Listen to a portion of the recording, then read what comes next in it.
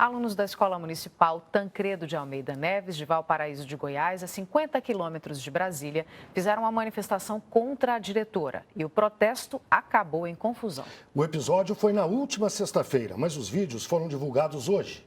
Este vídeo, feito por um aluno, mostra meninas e meninos agitados nos corredores. Mais à frente, um grupo chuta várias vezes uma porta, que é quebrada com uma cadeira. Já este outro grupo pede o fim da bagunça. Mas o apelo não é atendido. Cadeiras são atiradas e um armário é quebrado. Em coro, os estudantes pedem a saída da diretora.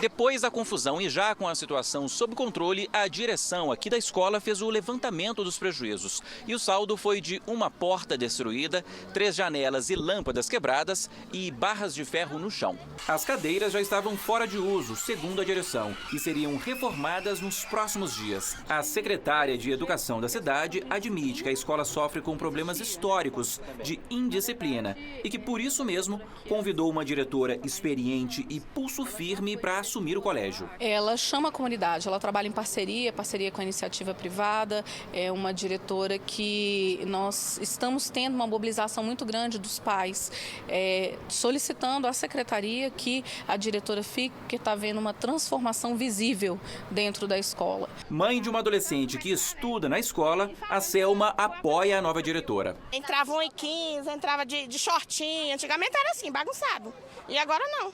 Só entra se tiver do uniforme. Do que era antes, tá bom, né? Um caso como esse, 30, 40 anos atrás, seria impensável. Mas nos últimos 10 ou 20 anos, eles se tornaram relativamente comuns. E o Repórter Brasil pergunta por quê. A resposta a gente vai buscar com o mestre em educação, o professor Homero Reis, professor do UniCeub. Boa noite, professor. Obrigado por estar conosco. Qual é a explicação que a gente pode dar para o que a gente acaba de ver? O fenômeno por trás disso é bem mais complexo do que a manifestação que acontece, tanto em Curitiba, do lado dos professores, quanto em Valparaíso, do lado dos alunos. Existem níveis de consciência que se trabalha no processo de educação. Não é por isso que se diz que educar é formar. O que muitas vezes nós nos esquecemos, e aí os 2 grandes aspectos, é de que liberdade é consequência do nível de consciência e de princípios. Então, o que a gente precisa entender é o que está sendo colocado antes dessa manifestação como sendo o princípio pelo qual as pessoas atuam por consciência.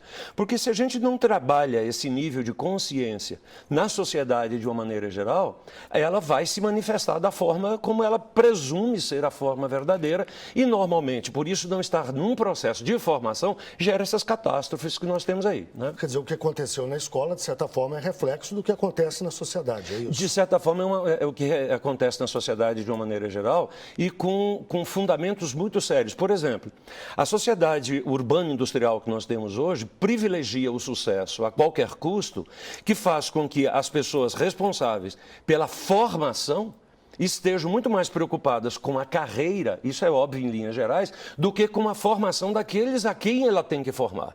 Então, existe uma inversão de valores de colocar a escola como agente de formação. Não, a escola é um agente de escolarização. Quem forma, quem educa é a família com o auxílio da escola, e não o inverso disso. E por que eu disse há pouco que 30, 40 anos atrás talvez isso não acontecesse e hoje, de certa forma, de vez em quando a gente vê? Sim. Quer dizer, o problema é, antes havia medo, não propriamente uma consciência dos meninos, meninas, crianças, era medo e hoje eles perderam esse medo? Veja só, Guilherme, existem 6 níveis. O primeiro é obediência e castigo, que presume o medo. O segundo é por instrumentalidade, que presume a capacidade que eu tenho de fazer coisas. O terceiro é a capacidade que eu tenho de entender a norma social e me adequar a ela do ponto de vista da minha imagem. O quarto diz respeito ao papel que eu ocupo na sociedade, se eu sou um professor, um diretor, um presidente, por aí vai. O quinto diz respeito à relação que a gente chama de contratual legalista. É o contrato que eu estabeleço com você. E o 6º nível é o nível de consciência. Então, normalmente, para se chegar lá, eu preciso passar pelos outros. O que acontece? A família hoje, por esquivar-se por uma questão econômica, às vezes, da educação propriamente dita, ela transfere essa responsabilidade. O garoto que vê as manifestações de poder na sociedade e não entende isso como sendo um processo de maturidade, acha que quebrar a escola resolve. E, por outro lado, a polícia acha que bater no professor resolve. Então, o que precisa é abrir um grande espaço para a gente começar a conversar sobre as nossas relações e como estas relações se repercutem nos papéis educacionais que hoje a escola tem. Quer dizer, a sociedade como um todo é que precisa compreender que a violência não é o caminho. Eu diria assim, enquanto nós não nos conscientizarmos de que abrir espaços conversacionais legítimos, enquanto nós não fizermos isso, nós vamos ter escolas depredadas, famílias insatisfeitas, professores sendo agredidos, porque estamos aprendendo que é assim que funciona. E, na verdade, o que a gente espera é abrir espaços conversacionais para escutar as pessoas na construção de uma consciência que leva a gente a sentar à mesa e ver que tudo é possível, mas nem tudo nos convém. E essa escolha é a escolha do acerto, do acordo e não da imposição do poder ou da violência. Agora, professor, isso não se dá exclusivamente num nível mais geral da sociedade, no Congresso, numa iniciativa do governo. É uma coisa que depende das pessoas, de cada professor, de cada escola, das secretarias estaduais de educação. É uma coisa da sociedade como um todo. Eu diria o seguinte, nós temos aí 3 grandes focos. O primeiro foco é de uma política pública que representa os ideais de uma sociedade naquilo que é possível fazer, responsabilidade do governo. Do outro lado, existe uma responsabilidade das famílias no sentido de abrir espaços de conversa e entender se essa busca desenfreada pelos processos econômicos, se é isso mesmo que a gente quer. E o terceiro, um nível de participação de valores que a gente precisa resgatar. Né? Ou seja, às vezes nós colocamos em cima de uma criança de 6 anos de idade um nível de responsabilidade que ela não tem maturidade emocional para suportar. E só para dar um exemplo para você que acontecia na sua época e na minha época. Né? A gente ia para um restaurante com os nossos pais ou qualquer coisa que o valha, meu pai virava para mim e dizia, senta. Hoje eu vejo um pai chegar para um filho de 6 anos de idade e perguntar, filhinho, onde é que você quer sentar? Quer dizer, repare, o garoto de 6 anos de idade, ele não tem maturidade para gerenciar esse processo.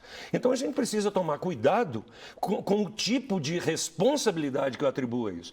No caso, por exemplo, Isso é uma atitude democrática, até uma irresponsabilidade. Isso é uma irresponsabilidade. Quer dizer, querer que uma criança de 6 anos de idade tome decisões que são competência daquele que educa, e eu brinco muito com os meus pares para dizer assim, a gente precisa se conscientizar que você é pai do seu filho. Depois você é amigo dele. O problema é que a gente tem tanta culpa por não dar a atenção que devemos, que a gente esquece de ser pai para ser o chapa, para ser o fellow, para ser o cara legal, para ser o amiguinho. E aí, o que acontece com a criança? Ela perde a referência da autoridade. E um último detalhe para você ver como é que é interessante, e às vezes a gente deturpa isso.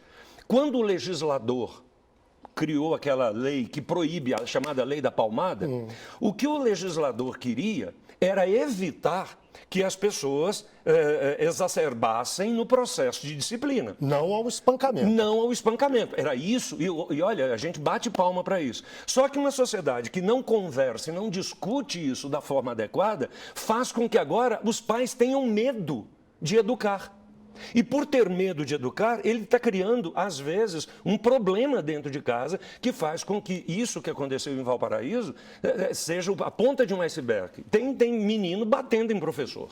Né? Isso não pode continuar de forma alguma. De forma alguma. Eu agradeço muito a sua participação. Obrigado. Nós conversamos com Homero Reis, ele é mestre em educação, professor do UniCeub em Brasília. Obrigado mais uma vez, uma boa noite. Obrigado, gente. Um abraço.